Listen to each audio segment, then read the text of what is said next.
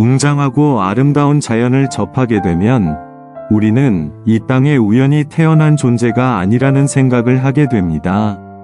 젊을 때나 늙었을 때나 건강할 때나 아플 때나 부유할 때나 가난할 때나 우리에게는 하나님이 이 땅에 부르심의 뜻, 소명이 있습니다. ALS라는 불치병 진단을 받자 하나님으로부터 버림받은 것 같았고 사람들이 수군대는 것처럼 무슨 저주를 받은 것 같았습니다. 기도의 집을 찾아 제가 이제 무엇을 해야 할지 하나님께 구하자 빌립보서 1장 20절 말씀을 주셨습니다. 그 말씀은 고난 가운데 있는 하나님의 사람들에게 주시는 소명이었습니다. 나의 간절한 기대와 소망을 따라 아무 일에든지 부끄러워하지 아니하고 지금도 전과 같이 온전히 담대하여 살든지 죽든지 내 몸에서 그리스도가 존귀하게 되게 하려 하나니 나의 간절한 기대와 소망을 따라 ALS로 살다 보면 스스로 할 수 있는 것이 점점 없어지고 기대와 소망도 사라져 무력감에 빠질 때가 있습니다. 이럴 때면 하루 종일 잠을 잡니다. 자고 또 자다 보면 어느 순간 내 안에 성령님께서 내가 살아내야 할 이유를 생각나게 하시고 무엇에 기대와 소망을 가져야 하는지 보여주십니다. 간절한 기대와 소망에는 지금 내가 어떻게 할 수 없는 시간을 견뎌내는 힘이 필요한데 그것이 기다림이라고 합니다. 기다림이 더디고 오래 걸릴지라도 우리 인생 전체를 한눈에 보시는 하나님에게는 약속의 때에 한순간에 일어날 수 있는 일들이기에 하나님의 때를 기대하고 소망하며 기다리는 시간에는 향기가 있습니다. 향기는 빠르게 변화를 주는 시각적인 것이 아니라 우리에게 천천히 스며들어 영향력을 주는 것입니다. 우리가 간절한 기대와 소망으로 하나님의 뜻과 때를 기다릴 때 기다림은 시간의 향기가 되어 내 삶과 다른 사람의 인생의 시간에 퍼져나갈 것입니다. 아무 일에든지 부끄러워하지 아니하고 ALS 환자들 중에는 근육이 위축되며 망가져가는 자신의 모습이 괴롭고 부끄러워 교회는 물론 바깥 외출도 안 하는 분들이 있었습니다. ALS 투병 생활을 하며 제 아내는 한 번도 건강했을 때와 다르게 저를 대한 적이 없었고 오히려 저에게 줄을 대하듯 했습니다. 채플린 장교인 첫째는 어떤 성공한 사람보다도 하나님을 높여드리는 삶의 설교 예화 중의 하나로 저를 인용했습니다. 글로벌 리얼터인 둘째는 비즈니스 관계를 시작할 때 상대방에게 저에 대한 얘기를 해주면 서로 믿고 신뢰하는 관계가 형성된다고 합니다. ALS 환자는 팔다리를 움직이지 못할 때마다 숨쉬기가 힘들 때마다 십자가에 달리신 예수님을 쉽게 묵상할 수 있습니다. 예수님은 그 앞에 있을 기쁨을 위해 우리의 죄를 대신해 십자가의 부끄러움과 고통을 참으셨습니다. 병의 고통 중에도 십자가를 묵상하며 예수님을 닮아가게 하심에 감사하게 됩니다. 나를 구속하기 위해 희생의 대가를 치룬 예수님의 십자가를 공감의 마음으로 다가갈 때 예수님의 성품이 나의 인격으로 마음속에 자리 잡게 됩니다.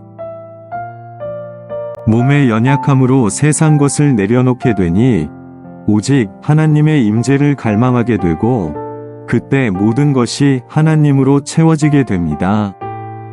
예수님과 사랑하는 가족들이 나를 부끄러워하지 않는다면 나에게 부끄러운 것은 없습니다. 병으로 점점 불구가 되어가는 내 모습이 부끄러운 것이 아니라 세상과 단절하고 굴 속으로 들어가는 모습이 부끄러운 것입니다. 지금도 전과 같이 온전히 담대하여 우리는 평소에는 좋은 믿음의 모습을 보이다가도 어려운 일이 닥치면 걱정하고 근심하게 됩니다. 때론 그게 우리 인간의 본성이지 하며 자신을 합리화시키기도 하고 영적인 은사가 있다는 분들을 찾아다니기도 합니다. ALS 진단을 받고 겉으로는 의연한 모습을 보였지만 솔직히 말씀을 보기도 힘들었고 기도도 나오지 않았습니다. 앞으로 단계적으로 진행될 근육 위축으로 몸이 죽어가는 모습이 두려운 현실로 다가왔습니다. 하나님, 정말 저를 사랑하시나요? 저는 오랫동안 믿음 생활을 했지만 엄격한 군인 자녀로 자랐고 엔지니어 기질이 있어 대부분 스스로 문제를 해결해 왔는데 처음으로 애통해하며 하나님께 매달렸습니다. 그때 제가 바닷가에서 손으로 모래 웅덩이를 파고 있는 환상이 보였습니다. 웅덩이에 물이 고이더니 넘쳐서 점점 바다로 흘러가 온 바다를 덮어버리는 것이었습니다. 그리고 이 물이 온 바다를 덮은 것처럼 내가 너를 사랑한다라는 하나님의 음성이 들렸습니다. 하나님을 믿는 것과 하나님을 신뢰하는 것은 다른 문제라는 것을 알게 되었습니다. 믿는다는 것은 대상에 대한 것이고 신뢰한다는 것은 관계에 대한 것입니다. 믿음은 들음으로, 성령님의 도움으로, 의지적인 결단으로 오지만 하나님을 신뢰하는 것은 하나님과 관계의 경험을 통해 오는 것이었습니다. 그날 하나님과의 관계가 확정되자 앞으로 닥쳐올 어떠한 불행한 상황에서도 하나님은 나와 함께 하실 것이라는 신뢰가 생겼습니다. 그 하나님에 대한 신뢰가 저를 지금까지 그리고 앞으로도 전과 같이 온전히 담대하게 하는 것입니다. 과거를 돌아보며 내게 닥친 현실과 상황을 받아들이지 못하고 적응하지 못할 때 주님이 보이지 않고 단절돼 불행한 현실만 보이게 됩니다. 고난의 상황이 절망적인 것이 아니라 고난으로 인해 하나님과 단절되고 소망을 잃어가는 상황이 절망적인 것입니다. 어떠한 상황에서도 함께 하실 하나님을 신뢰할 때 우리는 지금도 전과 같이 온전히 담대할 수 있습니다. 살든지 죽든지 호흡곤란이 왔을 때 이제 죽는구나 생각하자 너무 짧은 순간이라 하나님, 제 영혼을 받아주소서 한마디 하고 의식을 잃었습니다. 이게 천국의 느낌이구나. 너무나 편안해 다시 깨어나고 싶지 않았습니다. 힘든 삶이었기에 이대로 그만 정리하고 싶었습니다. 그때 아득히 먼 곳에서 아내의 울음소리가 들렸습니다. 아내에게 미안한 마음이 들어 깨어나려 하자 하나님이 다시 살려주셨습니다. 천국은 그렇게 편안하고 하나님의 사랑이 가득 찬 곳이었습니다. 육은 죽어가고 영으로 사는 ALS 환자의 삶은 이 땅과 천국 사이의 중간쯤인 다른 세상에 사는 삶과 같습니다. 이 땅에서 가졌던 육체의 소욕은 점점 사라지고 영으로 존재하시는 주님과의 관계는 더욱 깊어져 내게 사는 것이 그리스도니 죽는 것도 유익하다는 바울의 마음과 공감이 됩니다. 하나님께 받은 소명을 삶으로 살아내는 것이 사명입니다. 복음에 대한 소명이 있는 사람은 그 사명을 다할 때까지 죽지 않습니다. 그리고 사명을 다할 때 기쁘게 하나님께 돌아갑니다. 그것이 복음의 능력이고 진정한 치유와 회복일 것입니다. 내 몸에서 그리스도가 존귀하게 되게 하려 하나니 바울 사도는 로마의 감옥에 갇힌 자신의 몸에서 그리스도가 존귀하게 되기를 소망했습니다. 그래서 감옥에 갇힌 것이 도리어 복음 전파의 진전이 되어 자신의 매임이 그리스도 안에서 모든 시위대 안과 그 밖의 모든 사람에게 나타났다고 증거합니다. 하나님은 ALS로 근육이 위축되어 죽어가는 내 몸에서 그리스도를 높여드리라는 소명을 주셨습니다. 그래서 침대에 누워 주님을 예배하고 유일하게 움직일 수 있는 눈으로 예수 그리스도의 복음과 희망의 메시지를 전했습니다. 하나님은 육체의 감옥에 갇힌 내 몸에서 건강했을 때보다 더 많은 지역과 더 많은 사람들에게 복음이 전해지게 하셔서 불신자가 예수님을 믿고 극단적인 선택을 생각했던 사람이 다시 삶을 회복하고 24년째 수감 생활하는 사람이 새 삶에 대한 희망을 갖는 영향력이 되게 하셨습니다. 하나님은 때로 우리에게 이유를 알 수 없고 답도 보이지 않는 고통을 허락하실 때가 있습니다. 그럴 때는 하나님께 Why me? 하며 원망하거나 사람들에게서 답을 찾으려는 것보다 하나님께 직접 For what? 을 여쭤보는 것이 좋습니다. 그때 하나님은 나의 고통 가운데 있는 부르심의 뜻을 보여주실 것입니다.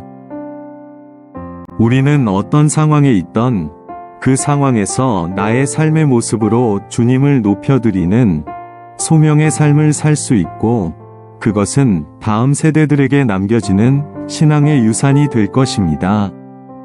제가 생존율 10%라는 ALS 10년 차를 지나가고 있는 것은 하나님의 은혜와 가족들의 사랑, 소명으로 사는 삶 때문일 것입니다. 그런데 하나님의 은혜는 누구에게나 공평하게 내려지는 것이고 가족들의 사랑은 나에게 축복이고 사명을 다할 때까지 소명의 삶을 사는 것은 나의 선택입니다. ALS 투병 10년 차에 이제 여기까지인가요? 묻자 하나님이 아냐 계속해 하시며 또 새 그림을 보여주십니다. 그래서 하우스 오브 베데스다 이름으로 미 정부의 비영리 단체 등록을 했습니다. 꿈을 꾸지 않는다는 것은 미래에 대한 희망이 없다는 것입니다. 늙어도 병들어도 우리에게 하나님의 영이 부어지면 꿈을 꾸고 비전을 볼 수 있습니다.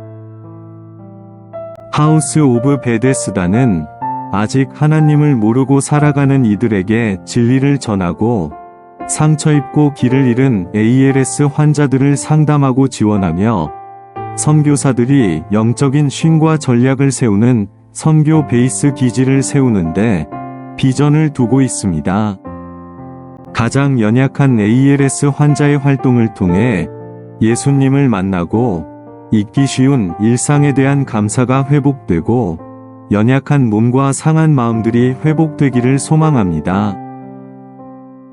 어디선가 작은 빛이라는 눈으로 써내려간 복음과 희망 이야기가 담긴 제 책이 한국어로 출간된 후 영어와 일본어, 중국어로도 번역되어 병원, 교도소, 장애인 단체, 재활센터 및 군교회 등 여러 곳에 기증되고 있습니다.